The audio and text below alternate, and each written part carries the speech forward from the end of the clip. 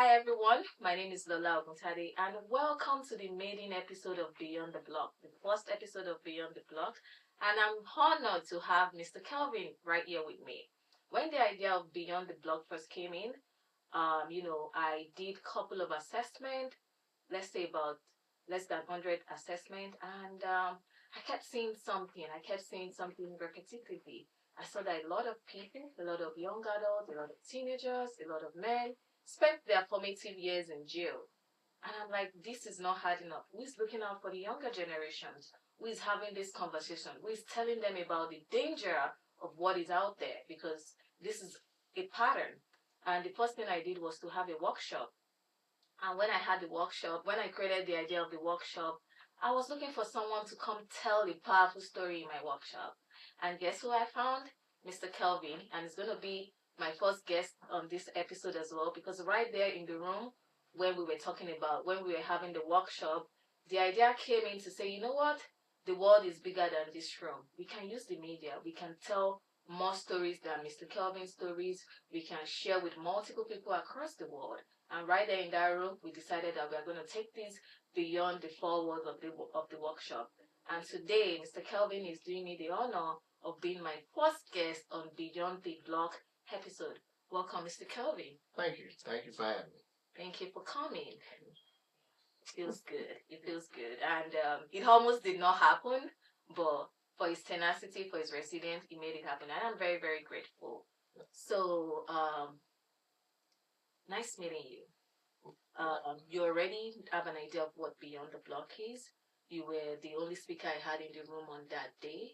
So, and you know what I'm trying to do. You know the objective of what Beyond the Block is. So I just want you to tell me a little bit about your background. What was it like growing up for you? What kind of household did you find yourself in? Well, growing up, I'm a native Baltimorean. Okay. First and foremost. Okay. Born and raised. Okay. So I love everything Baltimore. Okay. I grew up, my experience in Baltimore growing up was, I grew up at the time, I guess, in the 70s and 80s. Okay. We were probably middle class. Okay, that's good. Middle class. Mm-hmm. Two-parent household. That's good. Attended private schools. Really? Yes. Mm-hmm. My sister and I. And then I ended up going to Baltimore City College High School. So I went to City. Okay. So all you poly people, yeah, you know what it is.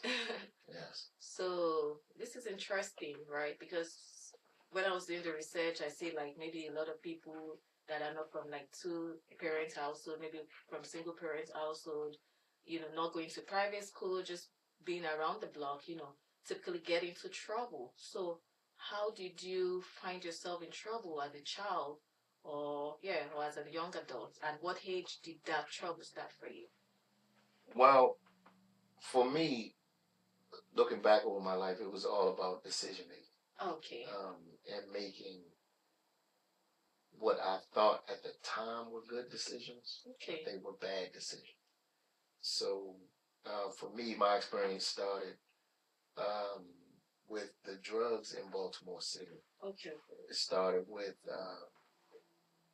I was introduced to marijuana. A friend of mine, my good friend of mine who to this day says, I didn't do that, you did. How old were you then? I was probably 10. 10 years old? Yeah, probably okay. 10, 11. Okay. We were getting on the bus going downtown. Mm-hmm. And he had pulled out some cigarettes, some okay. Newports. And I had tried to smoke Newports already. It's just a horrible experience. To this day, I do not smoke cigarettes. I don't know why anybody smokes cigarettes. Okay. That's how it started. I told him that I could not. I was like, man, I'm not. Cigarettes make me sick. I don't like it. Okay. So he pulled a joint out. Okay. And I was like, what is that? He was like, oh, it's marijuana. Or did he call it reefer? One of the two. Back then it was called reefer. Okay. So I smoked it.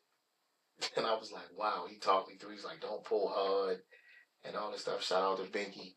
You know you did that. But liked it. Okay. And that kind of, but the smell was very familiar. Okay. Because my father smoked, but I didn't know that that's what it was. He smoked cigarettes too, so it's like, oh, okay. So that's how I put that together. So then I actually started to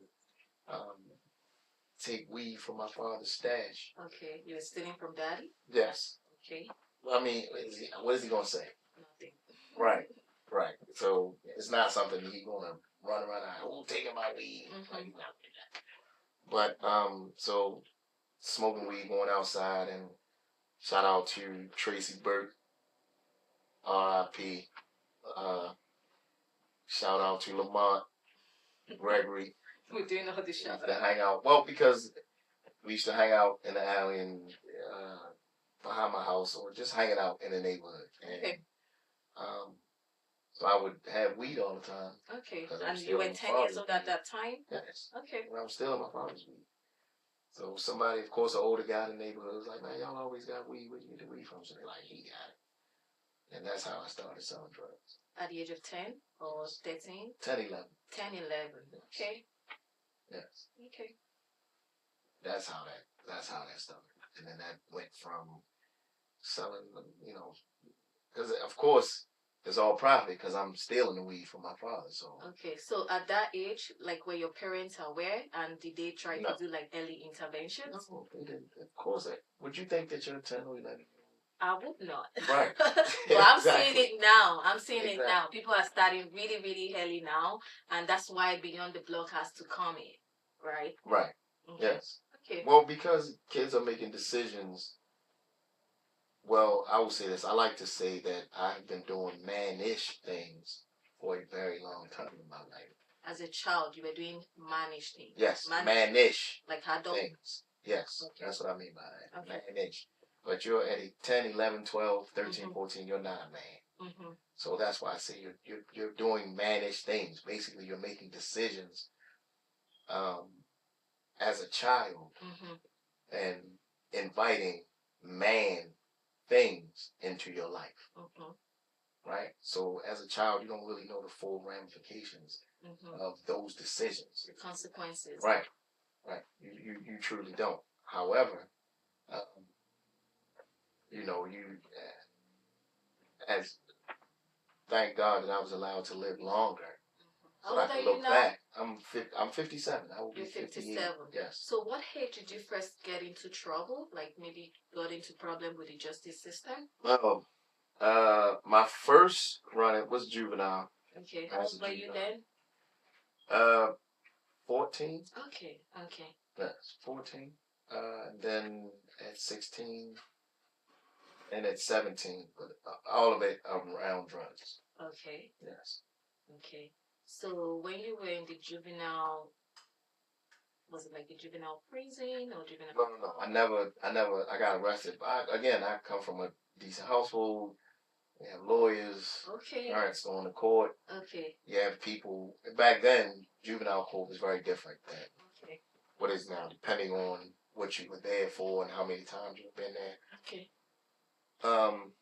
So I kind of, looking back, I've said several times, because I actually went into the military based on getting locked up. Oh. My mother basically told the judge, like, he's going into the military, and the judge was like, well, show me proof that he's going to the military, and I will let him out of this situation. Which, looking back, probably had my parents allowed me to suffer the full consequences of my actions, I probably would have made different decisions. But I don't, you don't know. But I would like to think maybe if I had spent some time. At the earlier age? Yes, at an early age, maybe. Okay, and that's what I'm trying to prevent right now, right? I want people to understand that we can catch these kids before they start making those silly decisions, before they become part of the statistics of the judicial system. Well, you find that's tough because of the media, the influence that the media has, especially for us And that's why we are using our community. And that's why we're using the media right now, right? Right. For them to see someone like you that have lived the life, that have experienced the life, that have also gone through the consequences, right? Even though you escaped like the juvenile time, the juvenile Right. where you got lawyers, as a full-blown adult, you got into some troubles as well. Yes. Yes. The trouble? Mm-hmm. Oh, yeah. Continuing selling drugs. Ended up getting arrested for 2 murders. Mm-hmm. And being arrested and convicted for 2 murders. In the commission of a felony. Basically, he was saying it was a drug deal gone bad. Mm-hmm. And that's not the full truth. Mm-hmm. However, it was a drug situation that did go bad. Mm-hmm. These things happen in a world where there are supposedly rules, but at any given time, because it is a illegal environment at any given time, anybody can break those rules. But yeah, I was arrested and convicted. How old were you when you were arrested and convicted? 29. 29, so that's a full-blown adult, and you started having issues since you were 11. Yes. Okay. So I know, like, you did your time, and you came out. Yes. After how many years? 20. I did 24 and some change straight. 2 full 24 years. Yes. Okay. So I know a lot of people have history of, coming back outside, and also because of the way the system is designed, they probably could not find job, could not find what to do, don't know how to navigate the environment, or just what's happening around them. They end up committing another crime and, being sent back to the jail. How were you able to navigate that time? Because I know you have a lot of good stuff going around for you, right? And just as the name of this series says, Beyond the Block, right? The block is that we're acknowledging that, okay, there's an environmental factor, there's a decision-making factor, there's like crime around our neighborhood, like the environment is being the environment. But how were you able to transition, to navigate, to live the kind of life you're living now? Well, first and foremost, I know that this is cliche. Okay. But God. Okay, tell me about it. I was raised in church. Okay. My mother had me in church, my sister and I. Okay. So being in a place where I'm separated, you have a lot of time to yourself, a lot of time to think. And prison, my experience was prison is what you make it. It could be college, it could be gladiator camp, if that's what you want it to be. But it could be a place where you could really grow mentally, emotionally, and spiritually if you open yourself up to that. If you don't allow yourself to get caught up in the day-to-day things that are going on around you, and you get more into yourself and try to figure out why you do some of the things that you do. But for me, it definitely was having that relationship with God. And while I was incarcerated, seeking to build on that relationship genuinely.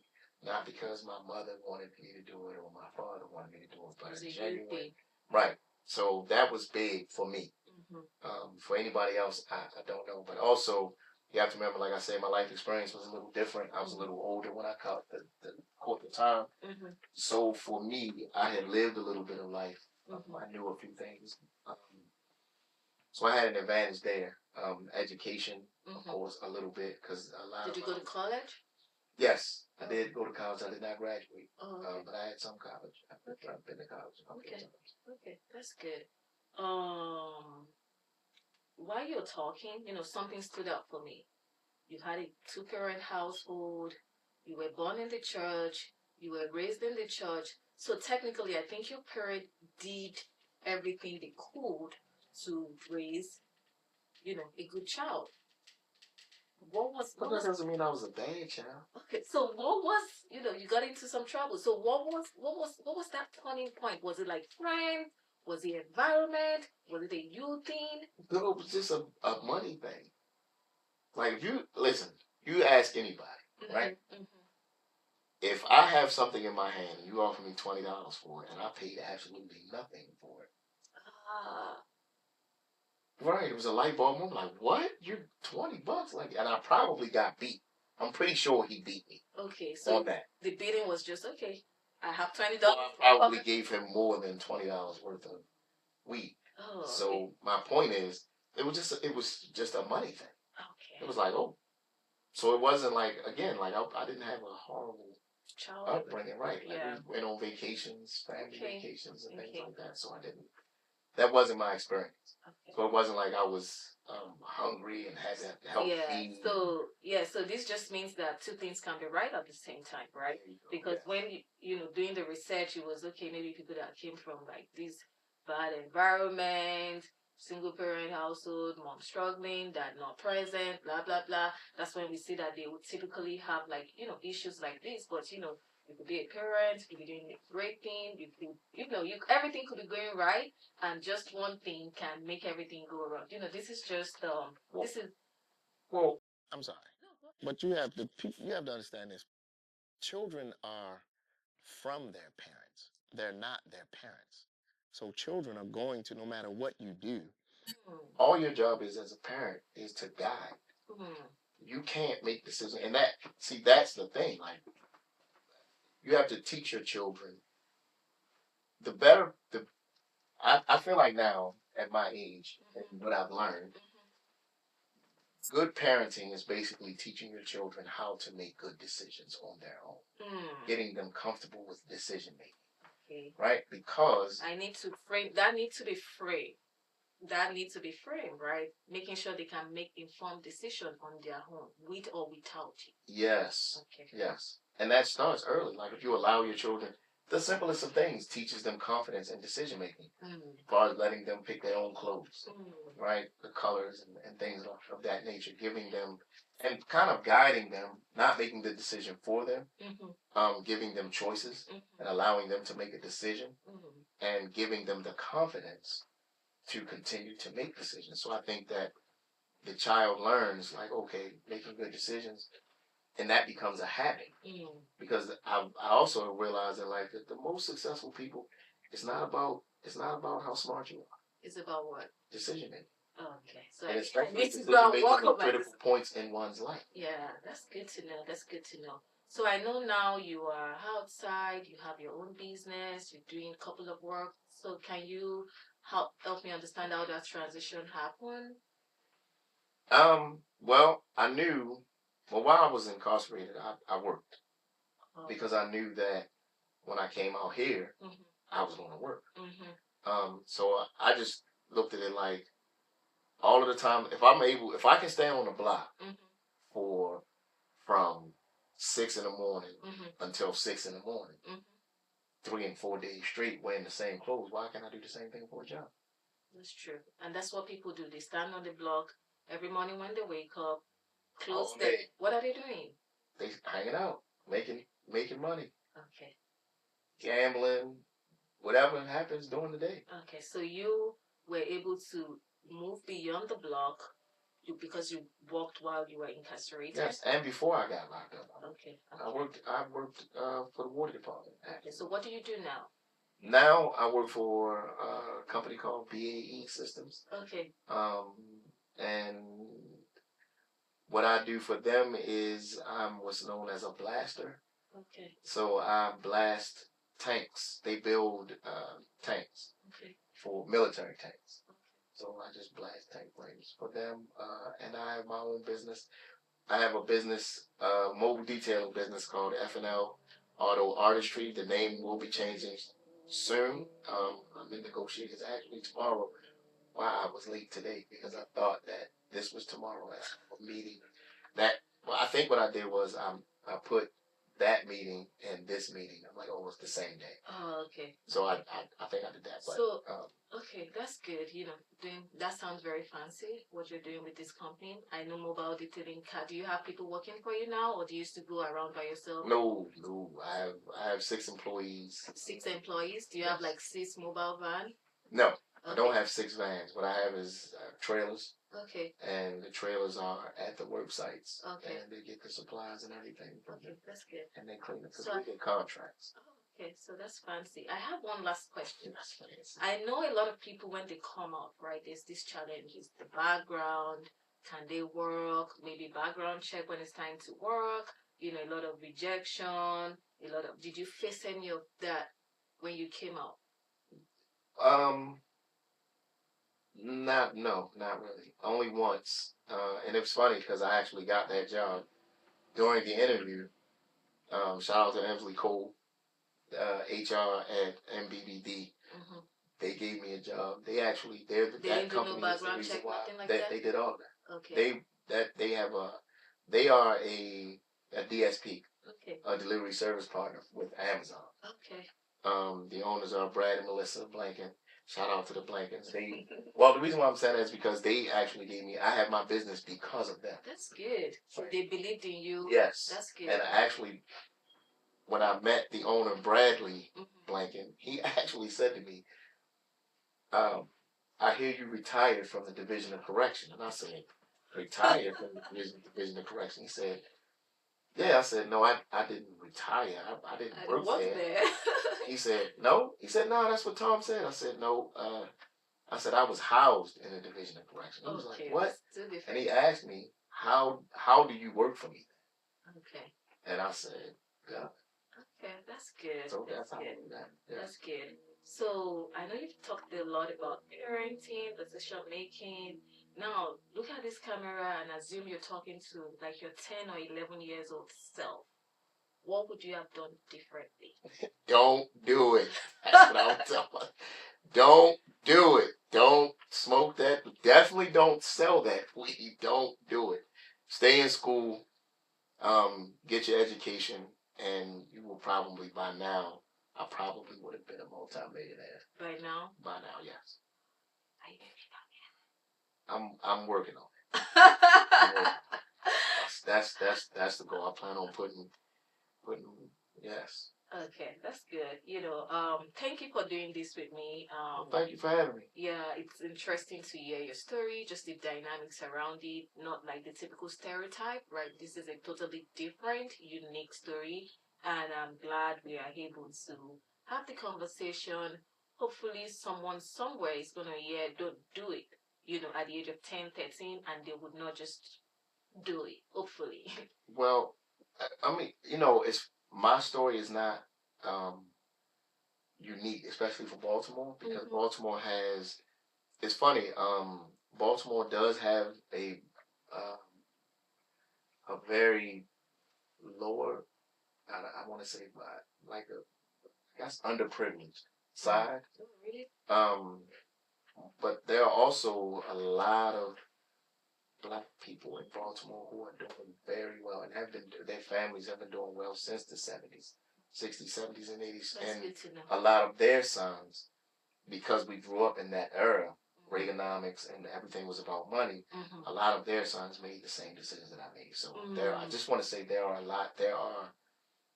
a few people that have a similar story, two-parent household, a good, from the outside looking in, you would think a good, decent, and it's not a knock on their parents. See, that's the thing. Parents, a good parent, like my parents, took it to heart. My mother and father both felt like there was something they could have done to change, but it wasn't. It was just the child. It's the child, right? So a lot of, you have to, what does the Bible say?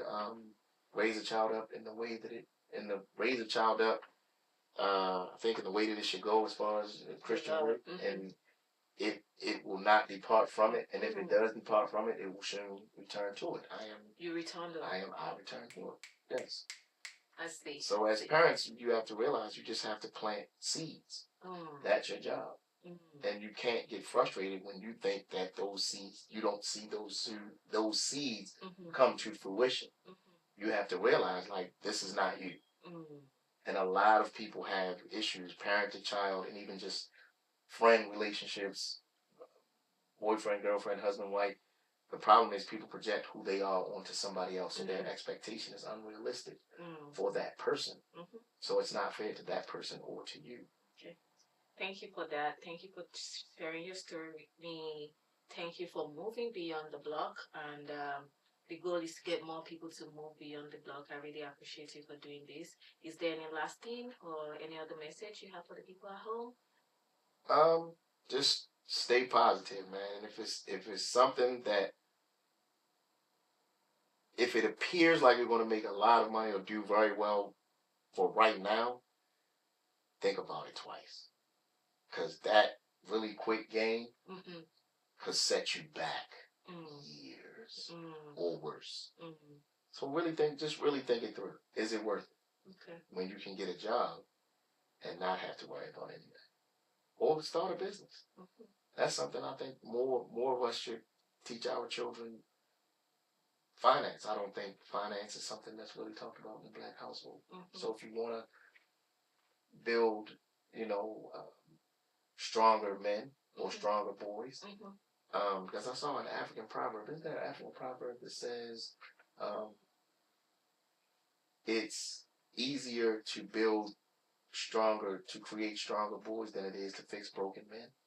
So I'm not sure of that proverb, but I know the cost of prevention is always less than the cost of repair. Right. That I know for sure. I have one last question, and I know I keep saying last question, right? So you started this at the age of 10, right? I'm trying to think now what a 10 years old kind of need money for. What was it that was so critical then that you needed to buy, that you needed money for? It wasn't that it was just the whole point of having your own money. Oh, okay. Like having your own money. Like that was, what is it? God bless the child who has his own. Absolutely. Right. So if I don't have to ask my parents for anything, and it got hairy in the house. I mean, my mother will. If you were to meet my mother was here right now. She would say, "Did he tell you about the time he's 13 years old? He got all this money in his room." She tells that. So I mean, it's tough. It wasn't. It was hard on my parents. I can imagine. Yeah, it was not the best, but in my mind, like, hey, I got money. You feel empowered. Yes. Okay. Thank you. Thank you very much, Mr. Kelvin. You're welcome. For coming on Beyond the Block. And thank you for going beyond the block, because that's the goal. Yes. You did it. Yes. Very proud of how far you've come. Thank you. I appreciate it. Thank you.